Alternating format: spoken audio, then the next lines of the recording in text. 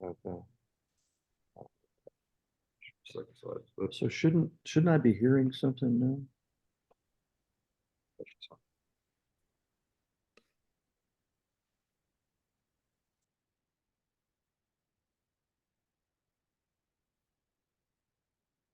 Well, good afternoon and welcome to our May Ranching 101 webinar presented by AgTrust. Good fencing is vital for landowners and cattle operations. It safeguards property boundaries, protects valuable livestock, and facilitates effective land management practices, ensuring sustainable agriculture and maximizing productivity.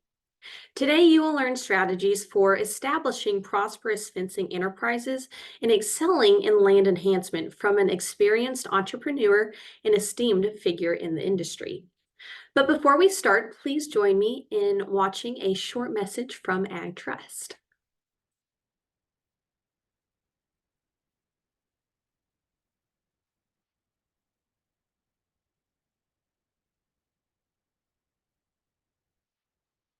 When your passion is agriculture and a rural way of life, you need a partner who understands.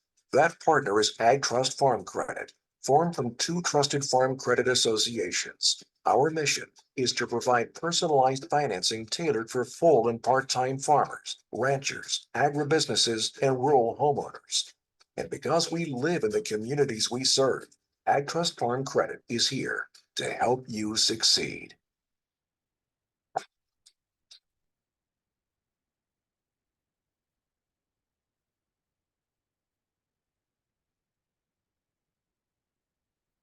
Sponsoring today's Ranching 101 webinar is Tejas Ranch and Game Fence, and we are excited to have John Payne join us with one of his suppliers, Ray Williams with Gallagher.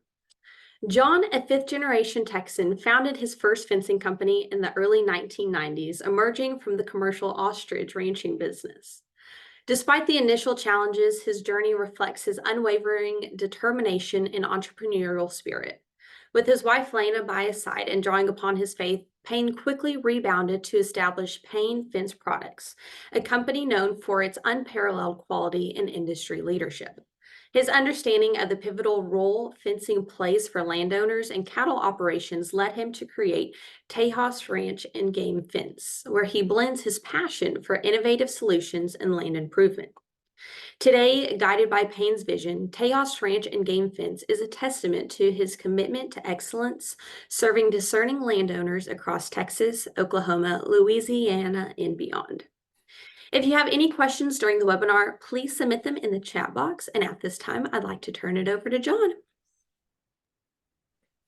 Thanks very much, Bren. It's good to be with you. Can you hear me okay? I can, yes. All right. Well, welcome everyone.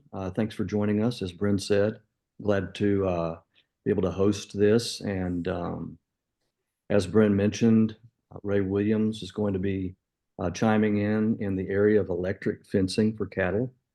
And so I'm going to get us started. And I guess I will start by saying that I've got a lot of experience in fencing. I've dedicated 30 years of my life to it now. I certainly don't know it all. So different people will have different experiences, different viewpoints, and there's always different ways of doing things. So we're just gonna, in this fencing 101, our goal is to share some basic types of ranch fencing with everyone. And we're gonna show some best practices.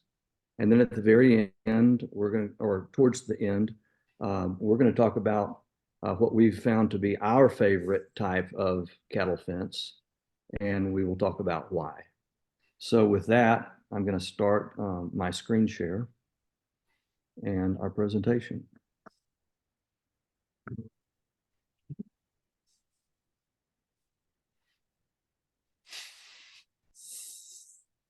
Okay.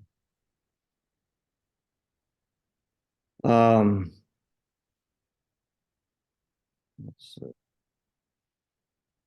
Here we go. A little bit about me, a little bit of background. Started my company back in 1994 in a barn in Southern Ellis County. I was our first welder and learned welding from a farmer down the road that was good enough to teach me. Anyway, that business ultimately grew into a business that was sold to the largest fence manufacturer in the world, Beta Fence out of Belgium. I exited there in 2011, started Tejas Ranch and Game Fence, which is what we've been doing for the last 10 plus years. And this year we're working on getting into the solar industry, where we're taking our, pretty much our ranch expertise, large project experience into the solar industry. A little bit of background about cattle fence. Prior to 1867, there was no cattle fence in the U.S. I'm a fifth generation Texan, and I've found family stories where our people went over to Mexico and brought 1,000 sheep in. This was in West Texas. And they were in the sheep business for some time without any fencing, and then got into cattle. And so probably during that time, during their business, they saw the introduction of cattle fence. And here's a little bit of information about when it was devised, and it looks like it grew quickly and definitely changed the landscape of raising cattle in Texas and in the U.S. As I mentioned earlier, just kind of a brief introduction. Some of our objectives today are talking about, why do we keep cattle in fencing? We want them to be in an area where we can protect them, where we can control them, where we can rotationally graze them to create efficiencies in what we're doing. This is really it's a business, and it's something that the more efficient we are, the more profitable one can be. So by having good fence, we're minimizing loss, ensuring safety of our animals, as well as keeping animals off the road and ensuring safety of drivers. Fencing prevents boundary disputes with neighbors by defining those boundaries.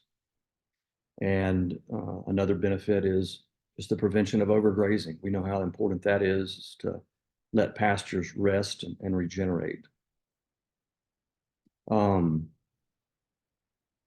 There's various types of cattle fencing, ranging from barbed wire,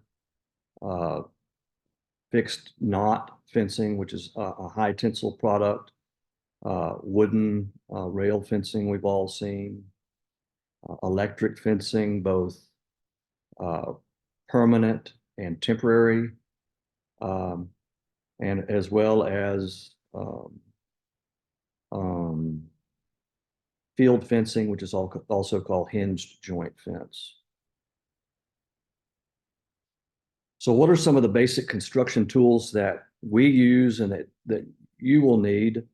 And, one of the first things we want to be sure of is that everyone has a safe experience, that we're able to work again tomorrow, keeping all of our digits protected and our heads protected.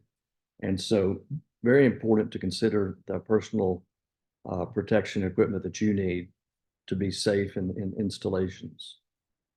One of the basic parts of installing a fence, obviously, is putting a post in the ground. And so you're going to need a post driver or an auger, or maybe it's just a set of post hole diggers for getting your post in the ground. If you're doing concreting your post in, obviously you're going to need some concrete. You'll need a measuring device like a tape measure to accurately space your post. You'll need a level, something that one of the tools of our trade to make sure everything is set level. And another tool of the trade, a good set of wire cutters. We use Knipex wire cutters, Knipex. They're made in Germany and very highly efficient for wire cutting. and they make a special one just for fence wire. It was traditionally made for cutting piano wire, but they've adapted it to fence wire. So the wooden post and rail type fence is something that we all see. It's very decorative. It looks nice.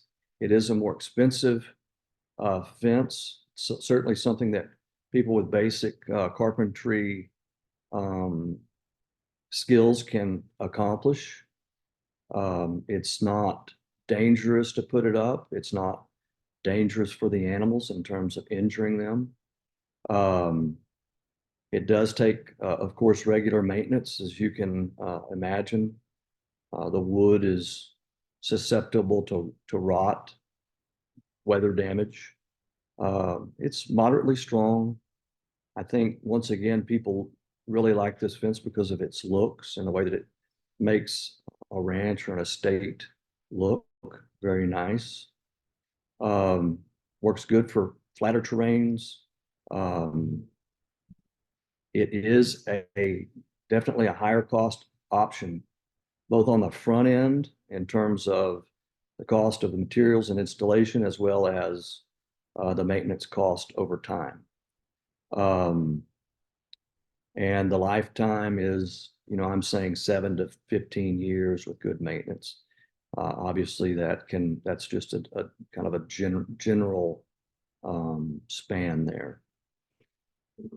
And we all know these boards are going to rot. They're going to get broken. They're going to bow, and so we'll need replacement from time to time. The venerable barbed wire fence is something that we're obviously all aware of. And so this is a very basic type fence. It's the one that, our grandparents and great grandparents used in Texas. In terms of the installation of it, it's basic and easy. The sharp barbs are a little bit of a injury risk, as well as to the cattle themselves. We've all seen cattle that are scratched up by barbed wire, but it is the barbs are a good deterrent to the cattle crossing through it. Relatively easy to maintain. The performance is reliable, and it's low cost and easy to do yourself. Talking about, a longevity of 10 to 20 years. I've seen fences that are 25 years that are still up, but they're definitely not in great shape. Next is hinged joint or field fence. And this fence was one of the first mesh wire fences that I was aware of. And it's a good fence in the fact that it protects what's inside from, let's say, dogs that are too big to fit through the holes, or to a certain degree, coyotes.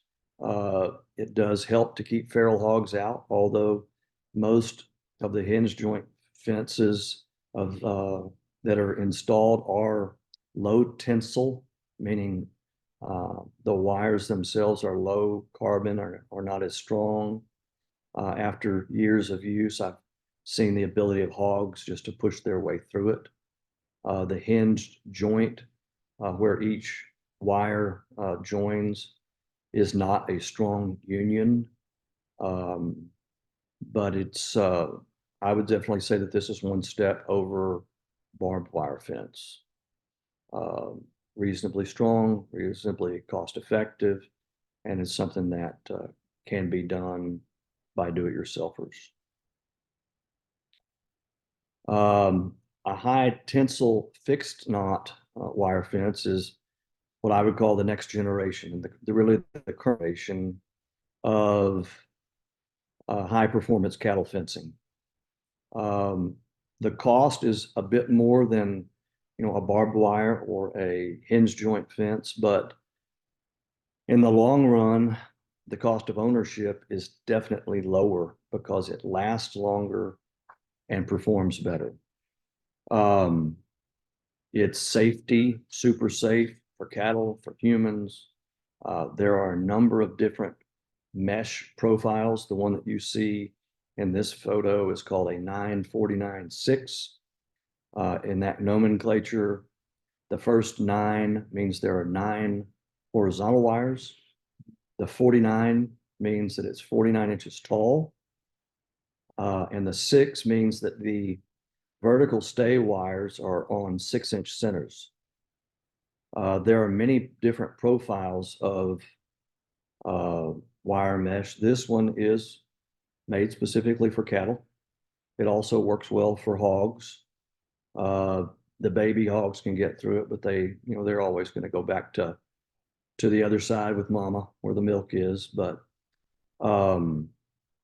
this is a great baseline high tensile fixed knot fence, very good performance. And as you see, the longevity, 20 to 50 years. It's going to be 50 in more arid environments and, less in a coastal environment. This is the type fence that my company has chosen to install and is most common for us. Next type of fence is electric fencing. And we're going to talk about this, as I mentioned, with Ray. And Ray's coming up next. We're going to delve into this a little bit deeper. Electric is interesting. It can be used in a variety of different ways that Ray will expand on. But as I mentioned, it can be permanent. It can be temporary. It can be a perimeter fence, although it works, in my opinion, very good as interior cross fencing, especially for cellular grazing and for predator control. So with that, I'm going to introduce Ray, and he is head of learning and development for Gallagher North America. Gallagher is the inventor of the electric fence, as I understand it. And Ray's been around in this industry, in the electric part of it, for nearly 20 years. He's definitely a leading expert in this area. He comes from a family of cattle raisers in Montana and Wyoming, and so he does have a deep understanding of livestock management and agricultural practices. He's worked with literally hundreds of livestock operations across the states, and for that reason, he brings extensive hands-on experience, and he's going to be available to field some questions after this. And so with that, I'm going to go to Ray's presentation. Welcome, Ray. Thank you, John. I appreciate being here. So welcome, everybody, and thank you so much again to having me here today, and just to talk a little bit about electric fencing and just kind of how it works great with what John's working with as well as a supplemental to the physical boundary. But it is also the physical or the psychological barrier as well, because when an animal, any animal on the planet, including all of us, gets shocked by an electric fence, we do remember that, and it definitely creates a you can build them as a physical barrier too, but when they're supplementing a physical barrier like John's making, it really adds a lot of dimension and a lot of flexibility to a project. So we'll go to the next slide. So just to get you across what and how it works, a lot of folks across the country I've talked to, and we get the calls at the office, in their tech support, and I've got folks out in the field, and they're saying, I'm touching my fence and it doesn't have any shock and whatnot. I know it's working. I can see that it's hooked up right, but it's not shocking me. And then I ask them, well, what are you wearing on your feet? Because usually we're wearing some rubber boots or something out there that's inhibiting the shock from getting to the ground. But what it starts out with is an energizer that's either in the building or in an enclosure, or a solar energizer that's outside. And with the positive and negative terminal, the positive is transferring to the next slide, the energy from the positive to the fence line through insulated wire.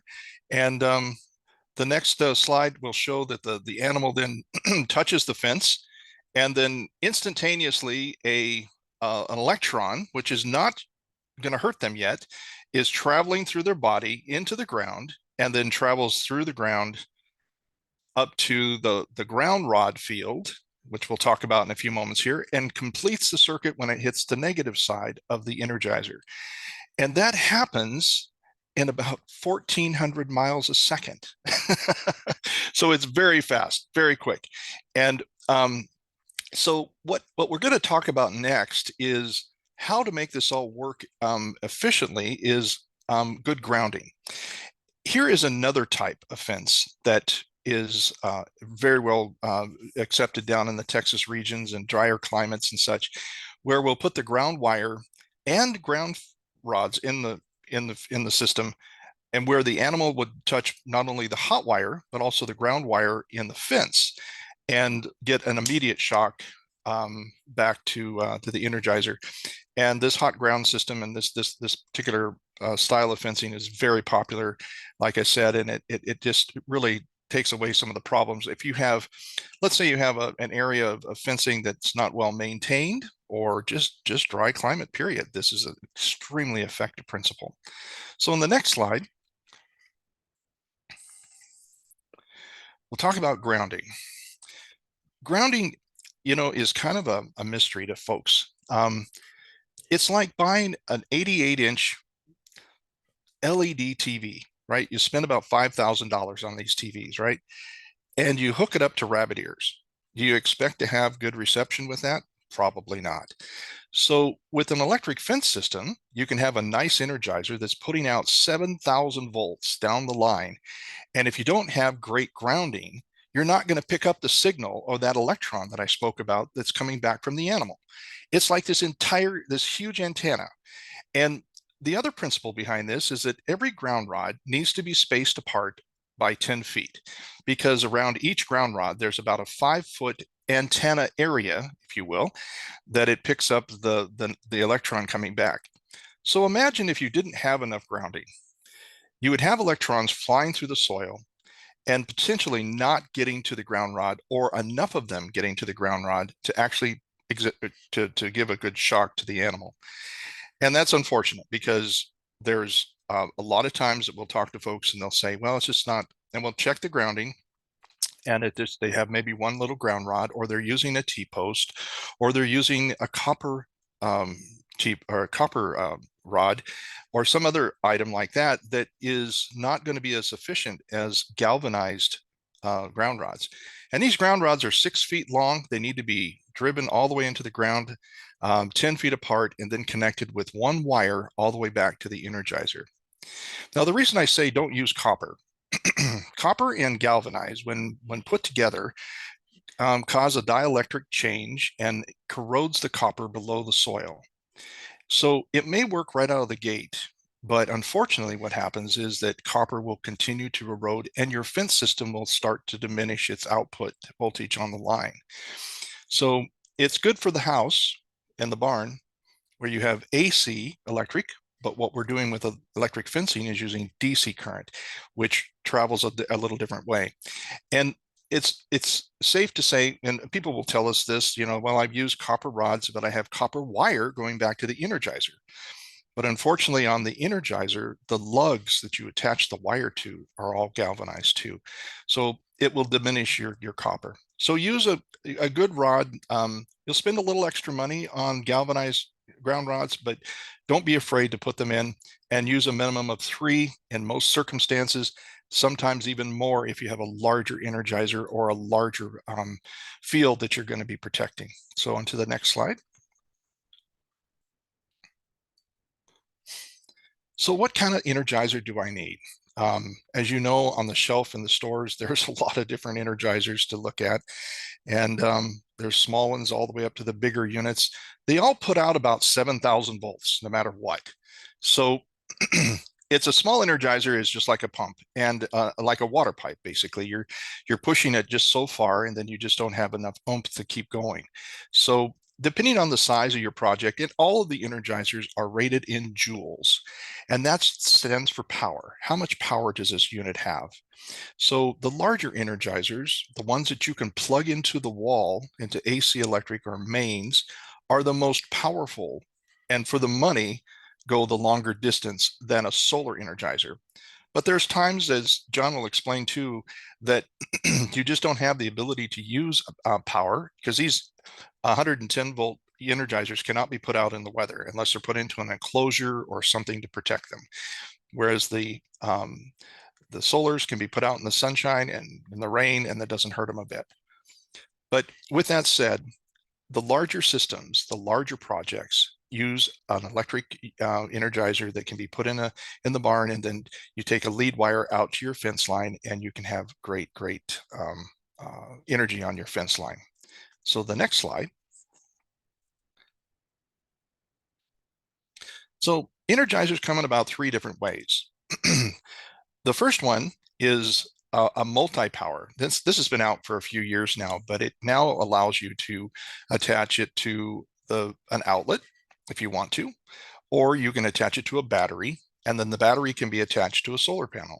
So it's kind of a convertible. So a lot of folks buy these and they take them out, and where they've got a situation where they need to maybe have a different field covered versus another, they can use this the same way. They can plug it in or take it back out in field. It is water protected, so it is going to be able to be put out in the rain and the weather. Excuse me. And then the mains units are much larger by standard. Even the smaller ones put out a lot more energy, or longer period, or longer length of energy, with more sophisticated energizers. And then of course the solar, which has a battery inside. Typically they're sold that way. They come with the battery with them included, and all self-contained. They can be put on a post or some kind of a structure and be aimed to the south, and they work just great for a lot of distance and a really good setup. So next one. So now the more sophisticated energizers today can actually text you on your phone, tell you what's going on, up to including you can separate pastures into zones and actually see if a failure happened in a particular zone. Let's say you got hit by hogs or by wild boar, and your fence is down. You would get an alert in the middle of the night or whenever, and you would have the ability to go fix it. But the whole time you're able to control your Energizer and see what's happening right there on the app. You can turn the Energizer on and off from the app. Then you take a handheld tester and go out and test the fence. You can also turn the fencer off and on through the wire, through a handheld remote as well. But it allows you some flexibility and some peace of mind, if you will, because you can travel, and if you get an alert, you can call back and say, hey, there's a problem. Somebody can go out and fix it. Or for yourself, just to have the peace of mind that it's being covered and your fence is always working. This little device on the right of the Energizer there is an outdoor unit. It can be put on the side of the barn or side of the house, and gives you a visual that the unit is working. You can turn it off and on from that point as well. So you're next. The latest innovation in energizers these days is lithium batteries. Lithium is a longer lasting battery for energizers, because typically the gel cell battery that's in an energizer lasts about 2 years, whereas a lithium battery and solar energizers last up to 7+ years. So it's a new concept that we're working with. We can actually make smaller energizers that put out as much or more output with that smaller solar panel to keep that energizer updated or charged up. But it makes a really good product, and we're coming out with brand new ones this year for an entire new solar line that'll all have lithium batteries in it. So there won't be as high of a maintenance cost. And the price actually is not that bad. It's actually not much more than the regular energizers are. So on to the next.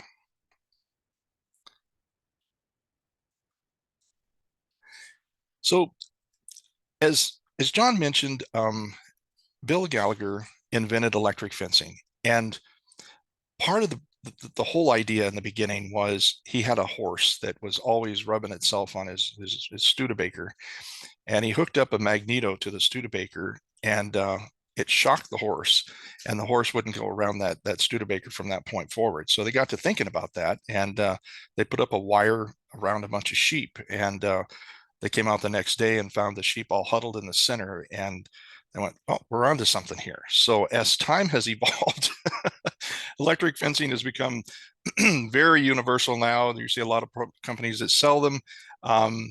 The different types of fencing have been expanded, and as we go forward with pastures and grazing, we have all kinds of portable product that you can attach to a permanent fence to do cross grazing. So, but with permanent fencing, like what John works with, it can be supplemental to the physical barrier, can be done as an offset, as in the center picture, attached with the wire that stands out from the fence line a little bit. It can be put on wood or metal or whatever you've got. And then of course our portable holds back cows and sheep and whatnot for that cross fencing application. So.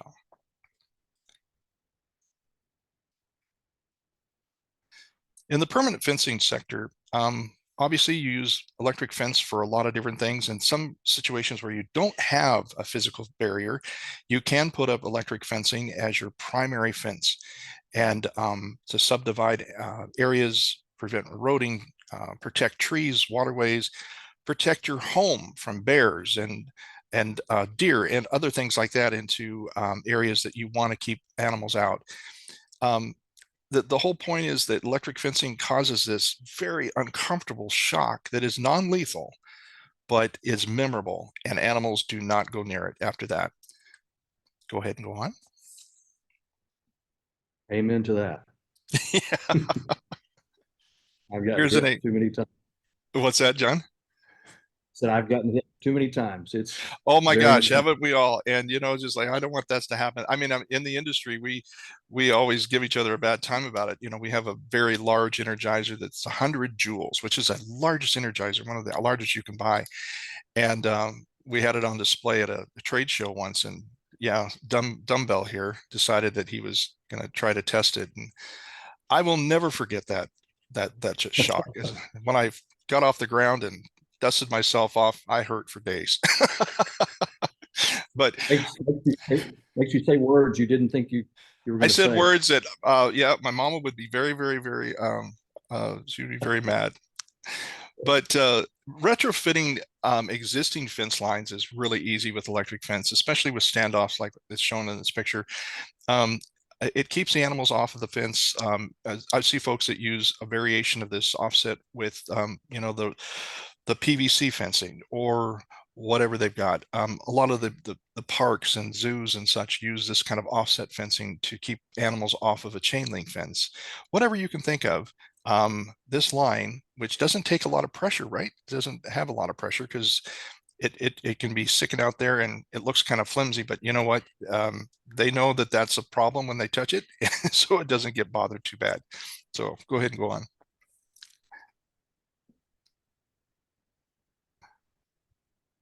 And of course, the last one is portable fencing.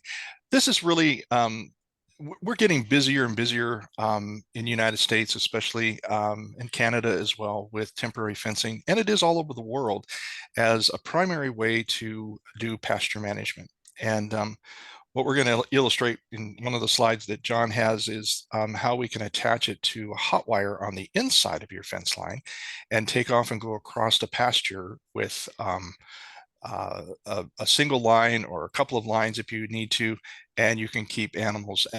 And then as you need to change things out, you can move the wire or just take it down and move the animals into another section as they need to be moved. So go ahead.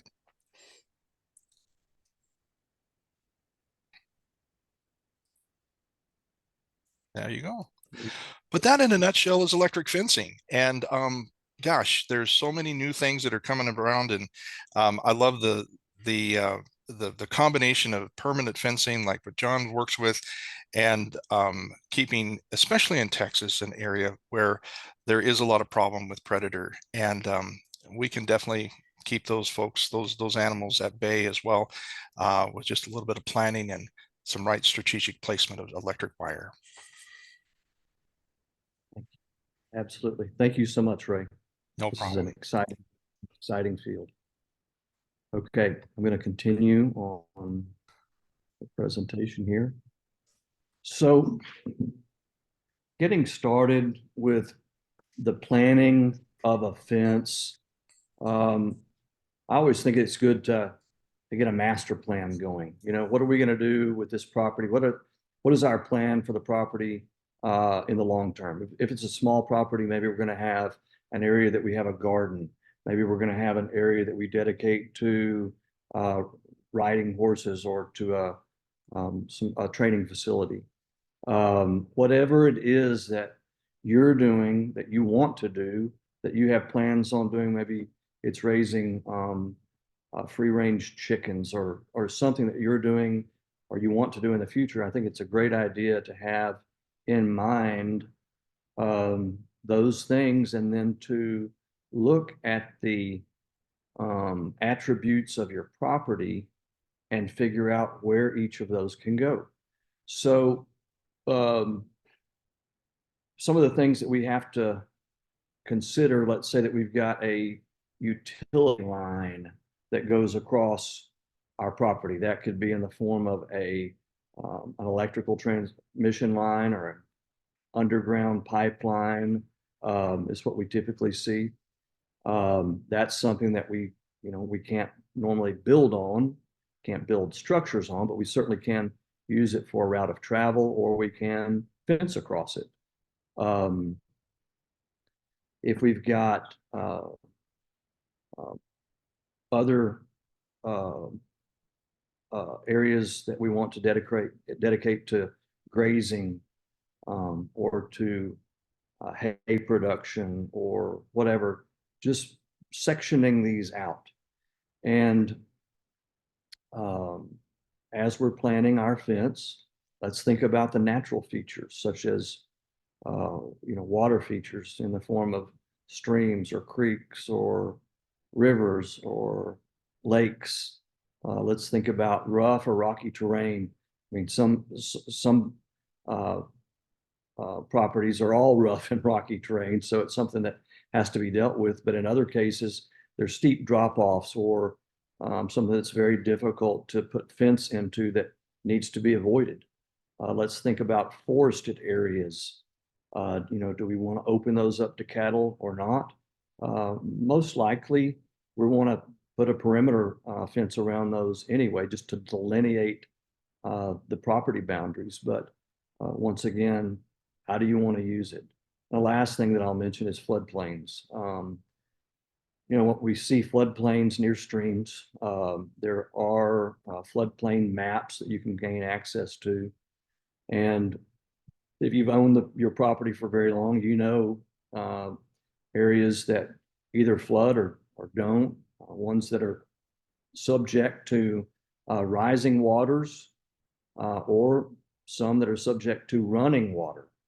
And the areas that we're very interested in looking at are where water could be running through a fence line, especially perpendicular to a fence line, and especially when it's carrying debris that can get caught in the fence, and then the water begins to press against that debris and the fence line, and it can fail the fence.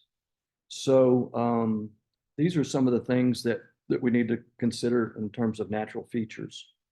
Also, just depending on where you are, there's permitting that may be required, zoning, protected or restricted land use, and so forth. So make sure you're aware before you get started to do those things. And before you put anything in the ground, be sure to check with or to request all utilities to be marked by contacting 811.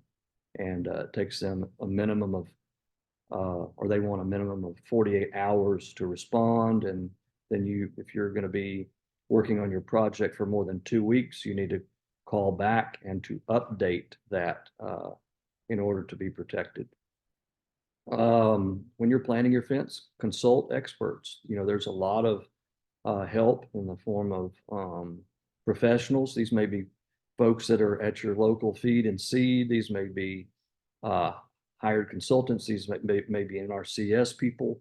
There's other farm services people that are very willing to help. It's they've got a lot of technology and very accessible.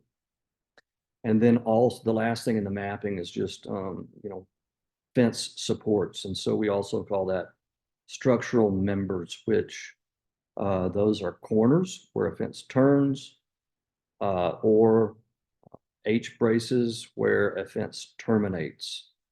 Corners may also be called a double H. And let's see. So we're mapping our the corners, the termination points, and the terminations points are going to typically be where you've got a gate or where it's running into a neighbor fence or another fence on your property. We'll also map out or at least get a count on how many T-posts we need, you know, boss posts, and the boss posts are the posts that are a larger post that are intermittent to the T-post. You can see in that diagram, bottom right of the slide.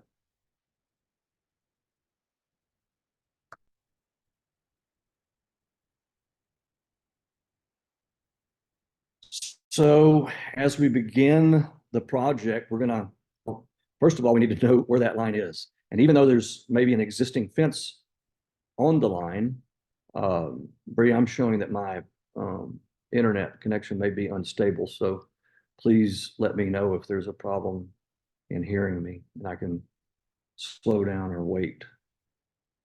Sam, I think you sound good right now. So Okay.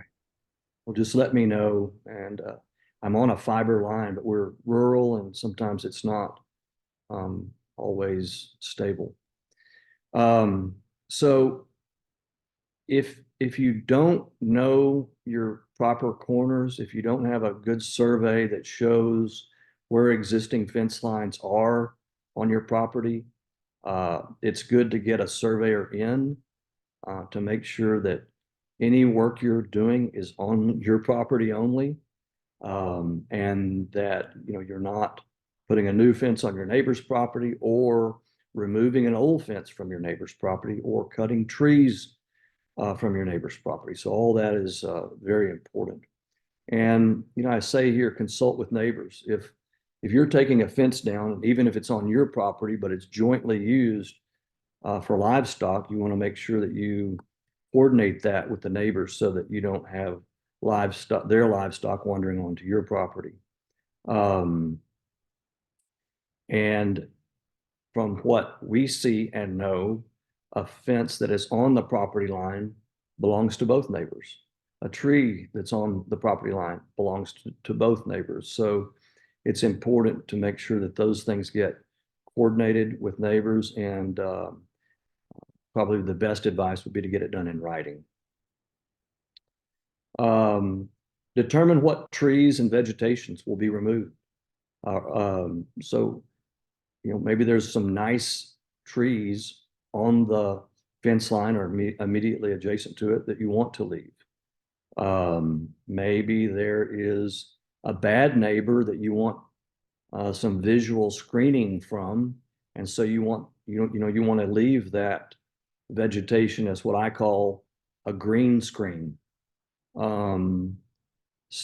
We see more and more people setting the new fence line inside their property from the old fence line and maybe leaving that old fence line. You know, that's very counterintuitive to most cattle ranchers who don't want to, you know, leave any grass outside the fence, and they want typically all the trees off the fence line so that no tree can fall on their fence, resulting in lower maintenance over time. So that's vegetation and the old fence considerations. And then the next step would be to stake the new fence line just with wooden stakes that are available at your building supply. And then we look at straight lines in between these stakes and making sure that those lines are smooth. That forms the foundation of our new fence. And we'd like to see from stake to stake that it's smooth. It's hard to do the dirt work after the fence has been put in. Nope.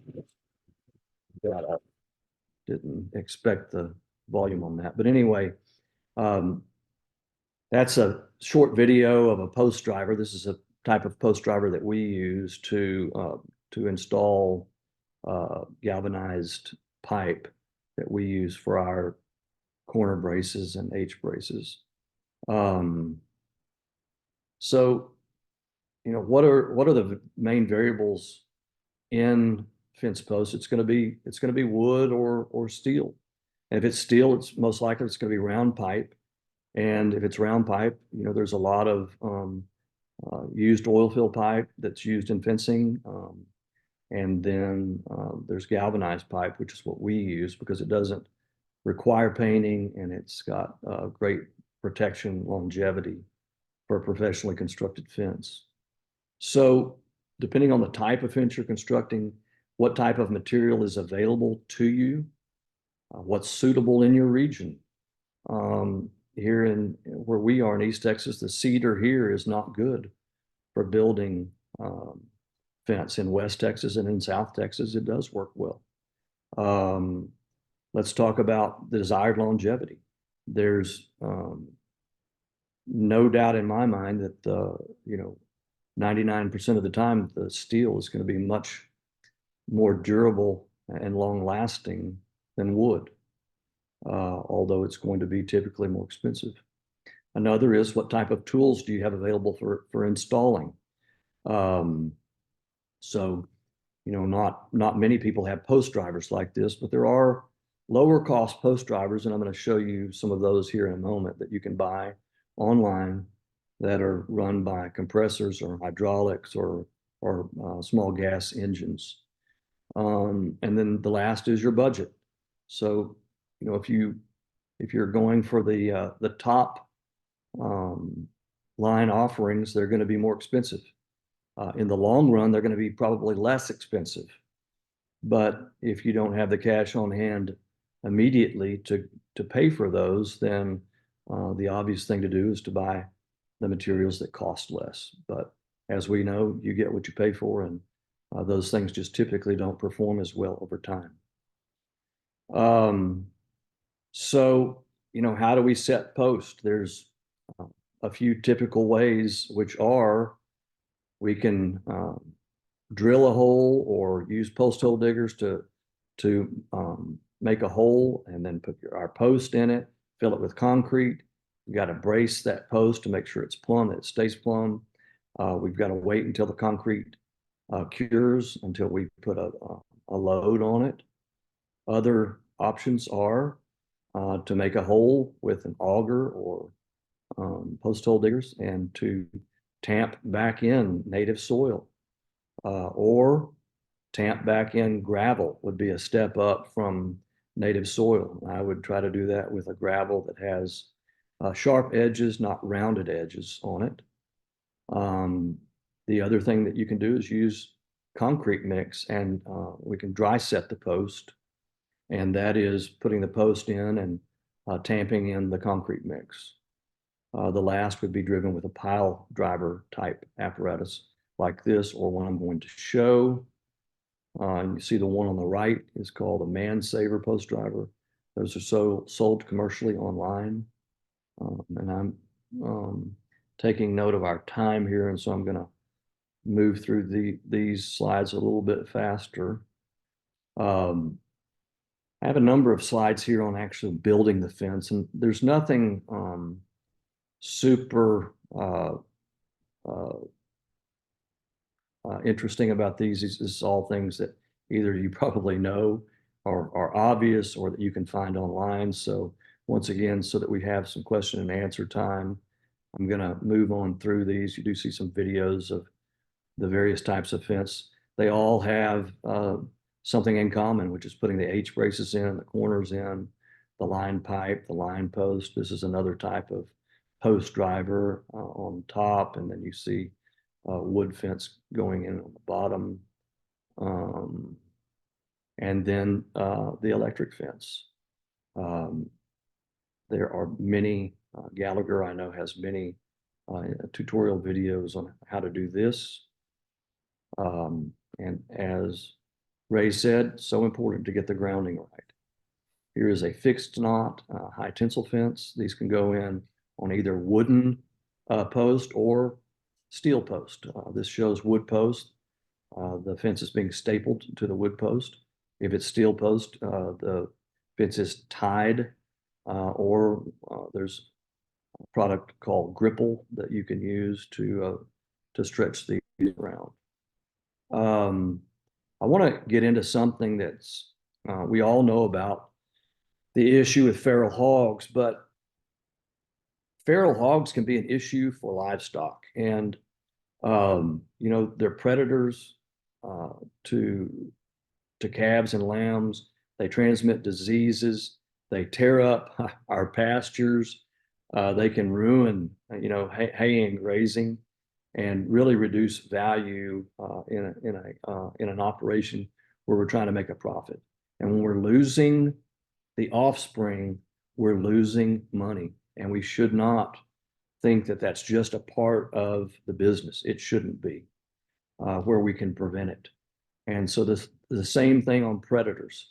We're talking about bobcats, mountain lions. I've had a mountain lion here at my place near Athens.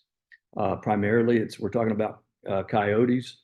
One of the worst is feral dogs or wild dogs. They're relentless, and so it puts a real dent in the economics of a cattle operation when we're losing our offspring to predators. Talk quickly about proofing for hogs and for predators. One is a predator apron. You see that in the photo on the top right. This is a 26-inch wide piece of wire mesh that's turf stapled in the ground and hog ringed to the bottom of the fence. When a coyote or dog comes to dig under the fence, they're standing on this mat, and it's hard to dig under. However, what can happen is a small animal can dig out from the inside. So the person that you see standing and installing this, that's on the outside of the fence. A small animal can dig from the inside underneath this predator apron, and then a coyote can see that tunnel. He'll enlarge it and go the other way. It definitely decreases the potential for underdigging. I would call it a management tool. It does not stop it. And other options are an electric hot wire. And I don't have a picture of that on this slide. I think I may have one later, but we use the electric more and more on the exterior of fences for coyotes, and it is ultra effective. And I would say it's 99% effective, if not more. I've tested it for 4 years at my operation, and it's been stellar. And the picture on the bottom is a water gap. And a water gap happens where you have a stream flowing in or out of your property along a fence line.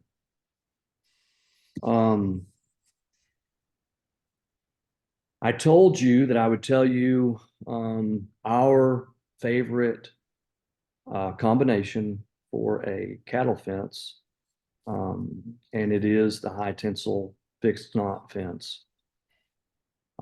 Just because it's so durable, it's such a good investment, and when we use galvanized T-post and galvanized pipe, it's a very uniform looking fence, and one that will really do its job well without needing much maintenance at all for many, many years.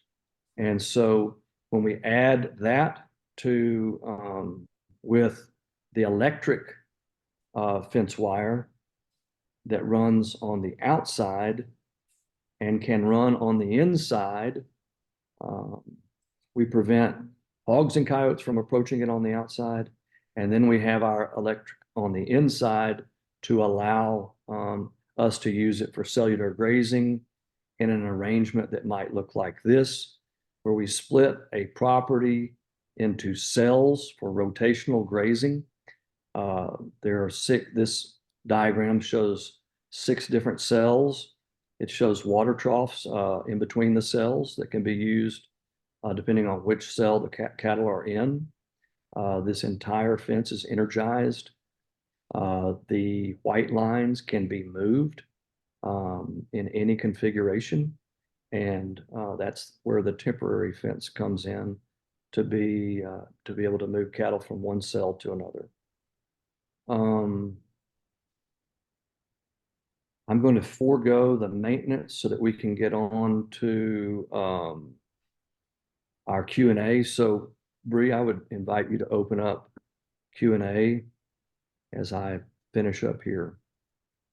Yeah. Yeah, for sure. So at this time, if you have any questions, go ahead and drop it in the chat box or the Q&A box. So one thing that we mentioned was, the land enhancement. And these are just things that are, I would say, the 4 pillars of land enhancement. And that's, getting a fence around our property. Let's create a transportation network, if you will, by roads and trails, how we get around, water for wildlife, cattle, recreation, and then land clearing is necessary in order to create pastures or right-of-ways or roads or trails or lakes and ponds. Bree, just let me know if we've got any questions to field, and I'll continue if not. So we do have a couple at the moment. First question is, I have heavy mesquite. How wide of a path do I need to clear in order to rebuild my old fences?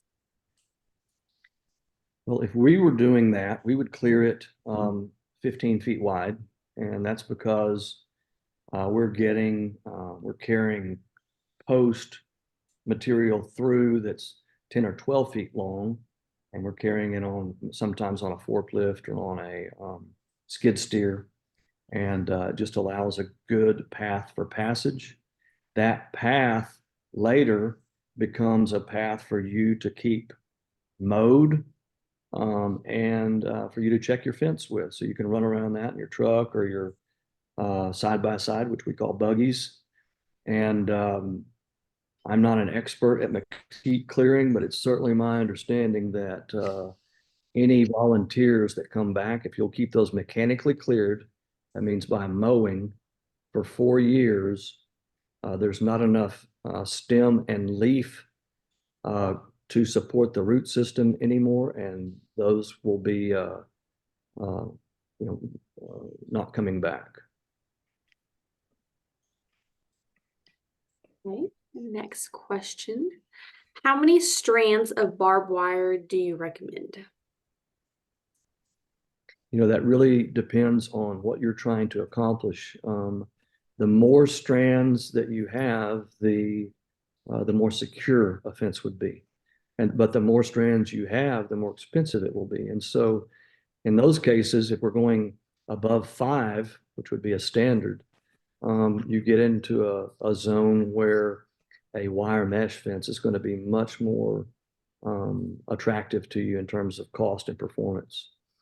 Some fences can be, a 3-strand if you're in an area that needs to have a fence, but you've got water and debris flowing through, and you want the minimum debris to catch up on it.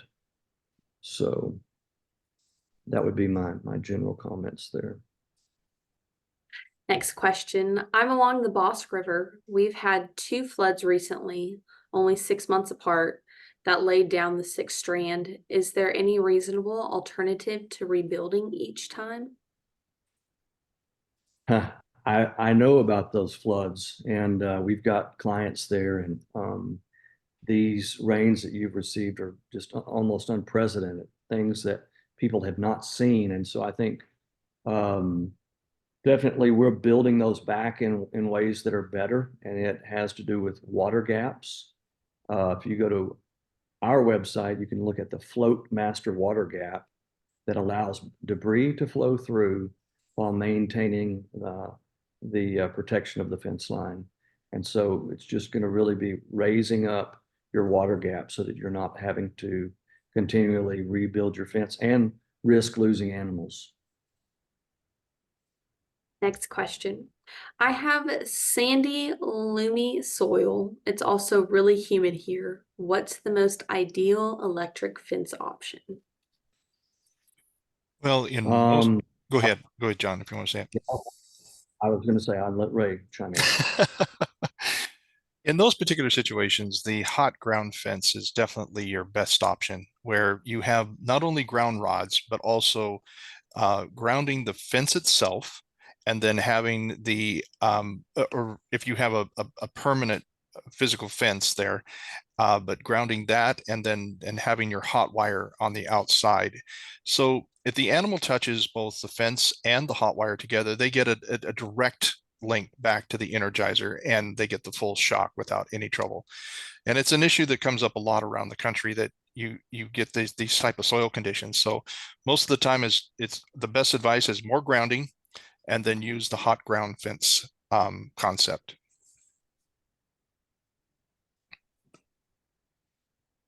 Okay, next question. I have a large pond that I need to separate into two sides to support two grazing areas. How do you suggest fencing into the water?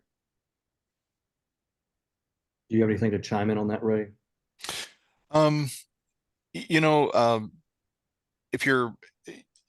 if the water is at a certain level most of the year, there is a device that we have that is called a floodgate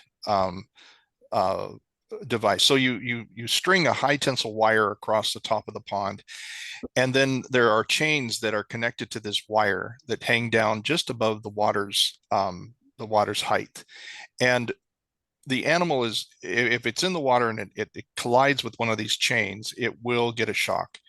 If there is a flood, however, if the water rises to a point where it gets into the chain, it defeats the fence. It turns the fence off in those time periods where there might be a high water situation. But we've done that quite a bit, where we've run lines across the fence, across the pond, and then dropped these chains and hooked it to this device, and it works really, really well. And I might chime in that it defeats the fence at that point, but not the whole, Yeah, not the whole fence and the whole property. It's just isolates the area. absolutely isolates just that spot.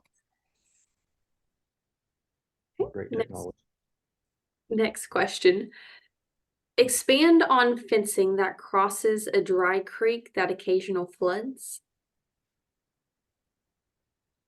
Okay, a dry creek is a creek that is dry for most of the year and only flows when we have significant, or when there's significant enough runoff to make the creek flow, and then it stops flowing soon after. And so dry creeks are known for having debris in them that builds up because there's not a constant flow of water that's keeping that debris moving. And so when you get a large rainfall event that washes a lot of debris through, that's a point where you could wash the debris into the fence, and then you've created kind of a wall with your debris, and the weight, the power of the water will take a fence down. And so the way to engineer around that is by what's called a water gap or a water gap fence. And some people just drape cattle panel down inside that area. What happens though with cattle panel, yes, it keeps the cattle from wandering out, but when you get a lot of debris in it, that debris gets caught in that wire mesh, and it will fail that water gap. So we use a different type of water gap that is a heavy layer of rubber. It's actually repurposed conveyor belting from a mining operation. It's very, very heavy. And it is put together in a way that is hinged along the top. And when the water comes through, it floats up and out of the way and allows debris to float under it. There is more information about that, as I mentioned, on our website. And so I hope that answers your question. We have a few more questions. Can you give some general pricing for 5-wire barbed wire with 1 cedar post and 3 T-posts? That's a really specific question. I think that, the fence pricing is dependent on so many different things, whether we're drilling in rock, how many gates, how many turns. Every time we have to make a splice or a turn, there's a cost. We don't, as a company, we don't do cedar post. And so I don't have that pricing. I'm sorry, I can't help you more with that. I guess another comment that I would make is if we're doing 200 feet or 2 miles, there's a wide range there just based on the economies of scale. So sorry, I'm not of more help on that question. Should the 3 GR&D rods be in a triangular pattern at 10 feet apart? You could do that. They just need to be in a formation where they are at least 10 feet from each other. We have different configurations. I've seen them in star patterns before, where you have one in the center and then 4 to 5 rods coming out from the center at 10 feet intervals. So they can be put in a line, they can be put in a circle, they can be put in a star pattern, they can be put in just as long as they're 10 feet apart and hooked together with 1 wire all the way back to the Energizer. Will weeds defeat an electric fence? In some circumstances, they can. I mean, in the spring of the year, you'll notice that when, undergrowth gets up into the fence line, it's wet and damp, let's say, it can cause some of the, some of the voltage to drop, to completely defeat a fence. Unless the Energizer is very, very small, it won't diminish it far enough down in typical situations that it will actually keep an animal or prevent an animal from getting through. It's very rare to see that, but it's the best practice is to go through and try to keep those fence lines as clean as possible. But honestly, unless it's a big weed or there is some kind of fallen branch onto the fence line, it should work just fine. And it'll just be periods of time, especially with wet brush and wet grass. In the morning, it might be a little less than it is in the afternoon. Yeah, let me expand on that just a bit. A lot of the Energizers that you might find at Tractor Supply or your local farm and ranch that are, 100, 150 bucks, they can be defeated with this type of a load. Professional Energizers have a greater ability to push through that load, and that's what Ray was referring to earlier. The measurement is in joules, JOULES of energy. That's a measure of stored energy, and in the electric fence, its ability to push through these things. And so when we're installing fence professionally, our go-to Energizer is called an M5800i. It's got 58 joules. It's rated for bare. It will power 430 miles of clean fence. And many of these Tractor Supply type might be a half joule or 1 joule. And so just once again, you're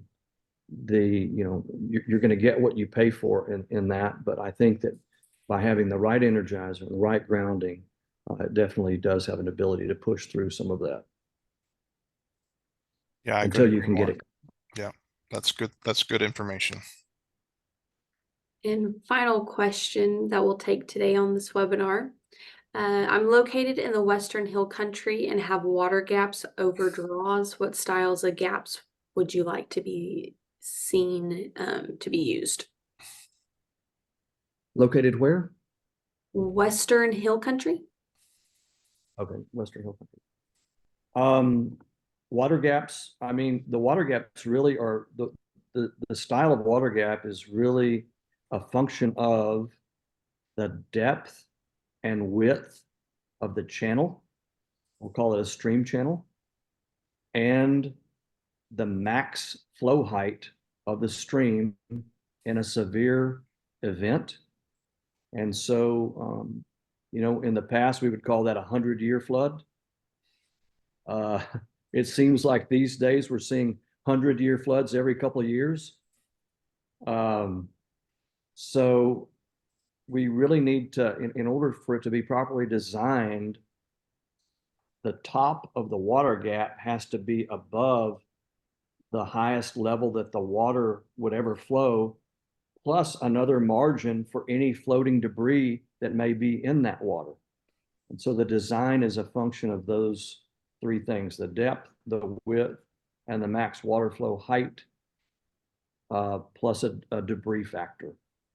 You can contact me directly for more specifics if you need to. Well, at this time, it looks like we don't have any more questions. If anyone has any more questions, please feel free to email us at education@tscra.org, and we will send those over to John and Ray. And we just want to thank everyone for joining us today, and we look forward to seeing you all in June. Have a great afternoon. Thank you, everyone. Take care.